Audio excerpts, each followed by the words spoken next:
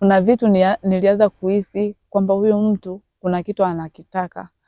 Kwa sababu mimi mwenyewe hivyo vitu sijawahi kuvifanya, ila chini ya video hii kuna maandishi mekundu ama meusi yameandikwa subscribe. Make sure unabonyeza hapo, kisha unabonyeza alama ya kengele ili kila tunapo upload kazi mpya unakuwa wa kwanza kupata taarifa zetu kila tunapoziweka. Tupo na mwanadada kama nilivyokuambia hapo mwanzo. Ana story ndefu ya kuhuzunisha, ya kusikitisha, na pia tunataka kujifunza vitu vingi kupitia story hii hapa. Baki na mimi uweze kujifunza vitu vingi vingi vingi kama nilivyokuambia hapo mwanzo. Mwanadada, habari ya saizi? Salama. Mtazamaji wangu najua anapenda kufahamu unaitwa nani kwa majina yako labda. Naitwa Jessica. Ni mzaliwa wa wapi? Mimi nimezaliwa mkoani lakini nimekulia Dar es Salaam hapa hapa. Okay, sasa behind the camera umeniambia kuna story ndefu sana ambayo nataka uniambie.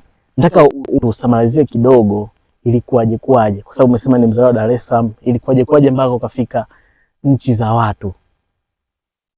Okay.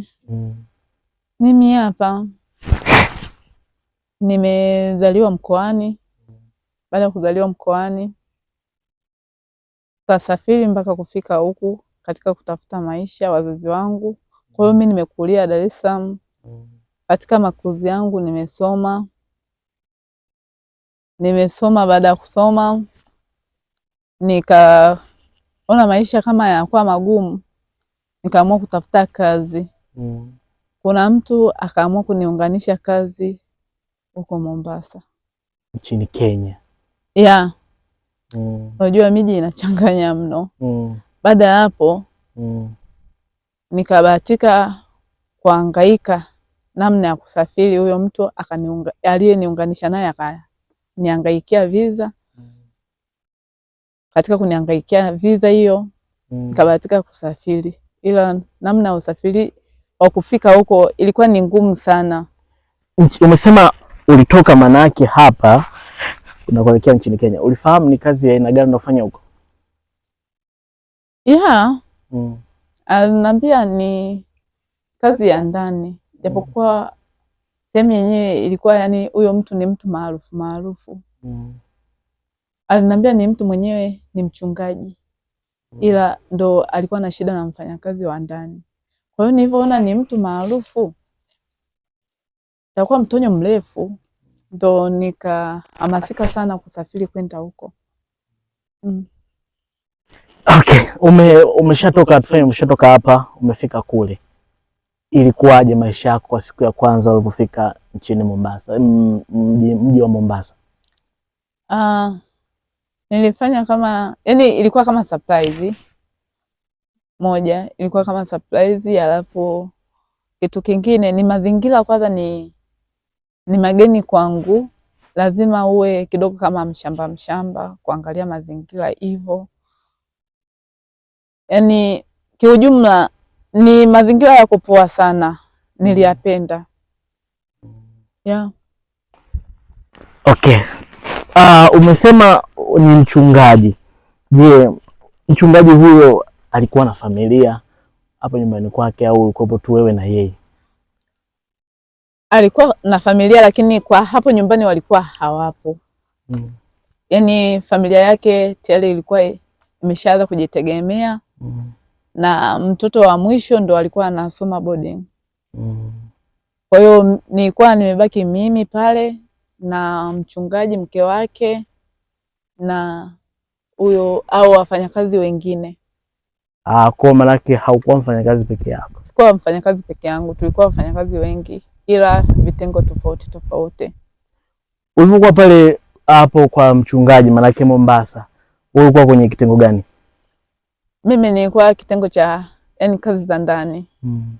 Yani nahakikisha nyumba inakuwa safi. Kumvalisha? Kwa kumvalisha ilikuwa hapana, yani mazingira ya ndani masafi. Nguo, yani nihakikishe nguo zao ni safi. Kumwandalia nguo za huko anakwenda kwenye shughuli zake, na kisha zimepigwa pasi. na kisha chakula kukiandaa. Yani ni mambo yale ya ndani ambayo anatakiwa kufanya kama mfanyakazi wa ndani. Kwenye kusala, kupika, kumwandalia chakula. Yani ni vitu hivyo. Yani namaanisha vyote bana.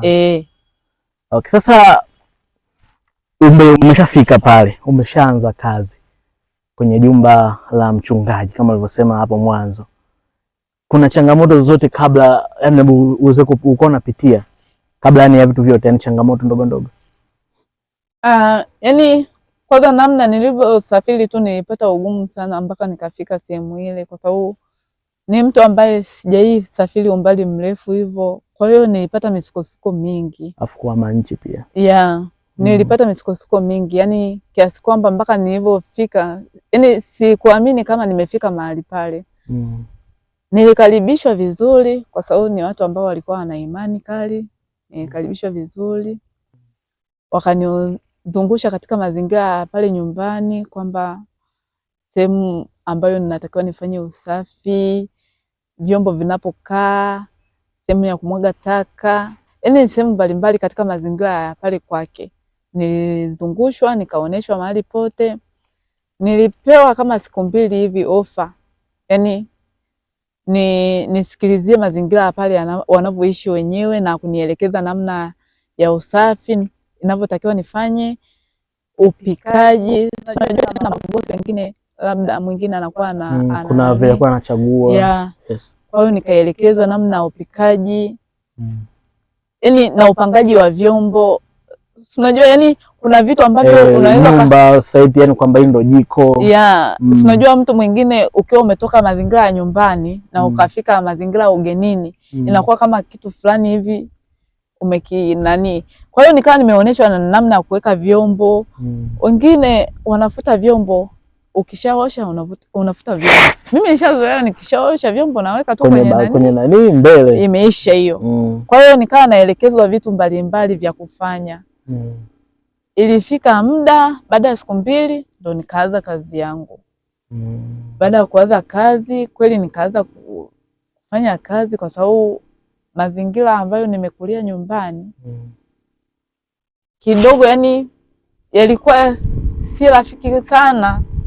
Kwa hiyo kwenye kazi na mimi nikawa najitahidi kufanya kutokana na mimi nilikuwa nahitaji kipato.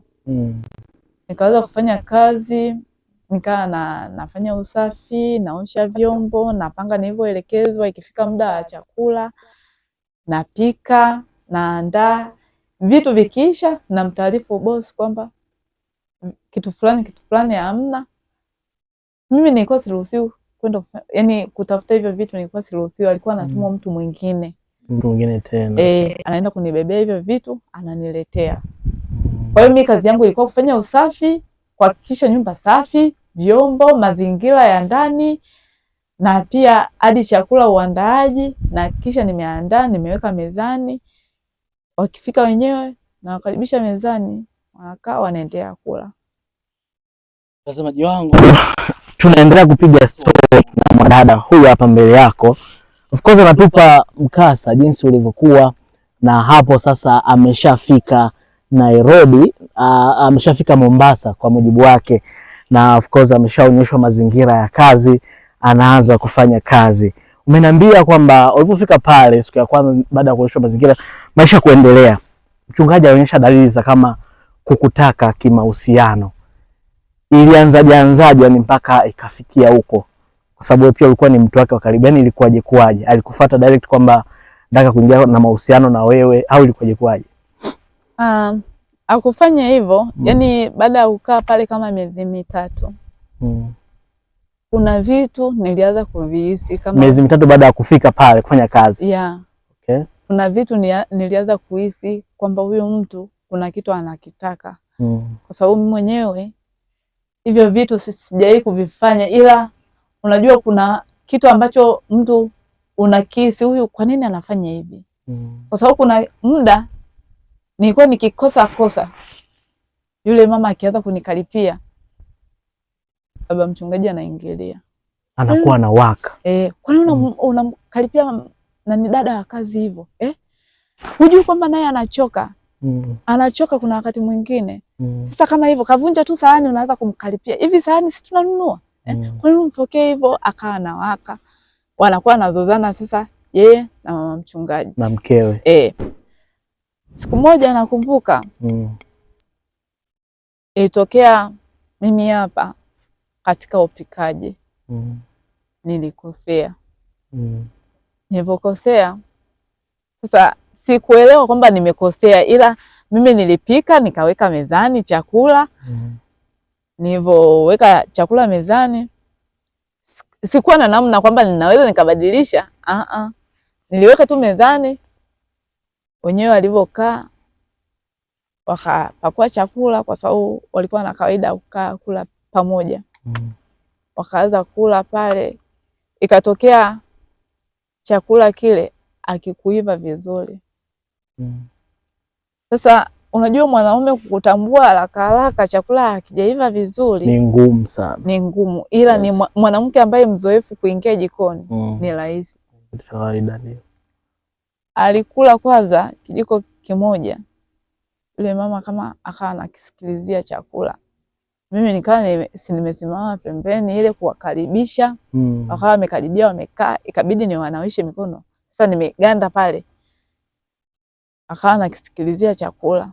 Mama mchungaji. Akala kingine cha tatu. Akasema, kwani wewe Diana leo umepikaje? Akajiuliza, kwani wewe umepikaje leo? Nikasema, hamna mama. Akasema, chakula leo kipo tofauti. Nikamwambia, kwani kipoje? Akasema, chakula yani kama chumvi haijakolea vizuri, alafu kina kiini.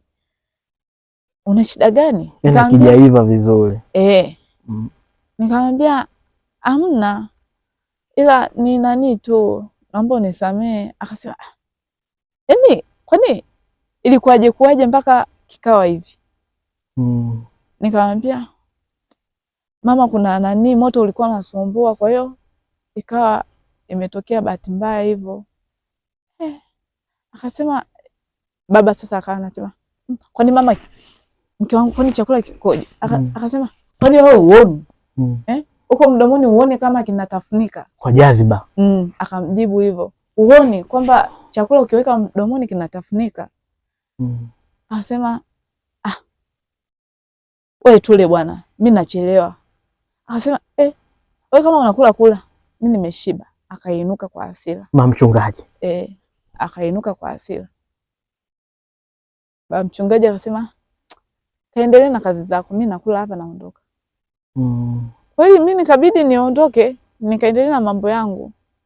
Akala, baadaye akainuka. Alikula chote maana yake alimaliza chakula. Yeye alichopakua kwenye sahani alikula alimaliza. Yaani kama kubakisha, unajua ile kista unakula kista kidogo lazima ubakize hivyo. Vipunje. Lakini niliona kila alichopakua kimelika kiasi kikubwa. Mimi nikaendelea na mambo yangu, nikaenda kutoa vyombo. Nilipotoa na kweli hapo chakula ilikuwa kijaiva kweli au tu ilikuwa ni gugu ya mama mchungaji? Yaani niseme kama siku hiyo ilikuwa kuteleza. Kikawa yani kama kina kiini hivi. Kweli ilikuwa kijaiva kwa umbali. Lakini aliwaka. Baadaye baba alivyoondoka, mama ikawa kama kasheshe fulani. Yaani akawa yani akiniita sauti moja tu nikishindwa kuitika anaanza kufoka. Yaani ndio maana mnakuwa wazembe mpaka kwenye vyakula mnatulisha vibichi. Yaani sauti ninaita kama 10 kama sijui upo wapi, uko hapo tu anaanza kuwaka moto. Mimi nikaa simu. Yaani kama alikuwa kashakuchukia. Yaani kutokana na vile vitu ambavyo vinatokea bahati mbaya, kwa sababu unakuja kuangalia kama kuvunja sahani inakuwa inatokea bahati mbaya, mtu imeteleza hivyo na kitu kilishawahi kutokea kafoka. Unakuja kuangalia haya chakula ndo hivyo. Yaani ikawa kama kaweka kakisirani fulani hivi. Hakinyongo. Sasa siku hiyo nakumbuka ilitokea tena mama aliondoka.